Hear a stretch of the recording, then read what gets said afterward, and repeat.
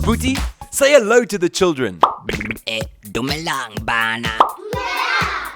Today, we're learning about verbs. Are you ready, kids? How do we say to walk in Sepedi? Go sepela. That's right, go sepela. Ke a sepela.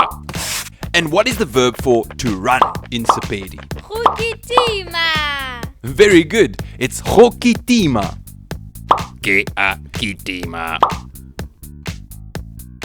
Now, how do we say to sleep in Sepedi? Go robala. That's right, go robala. Ke a robala.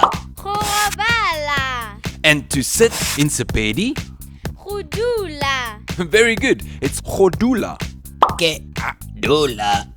Okay, stop for a second. Let me explain. To sit is godula.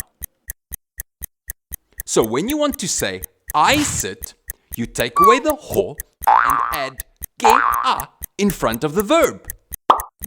Ke a dula. So to walk is go sepela. Go sepela. To run is go kitima. Go kitima. To sit is godula. Go dula. And to sleep is go robala. Go robala. And now you can use these words to build sentences. Goodbye, Abuti. Oh, he is sleeping. We'll see you next time, kids. Goodbye.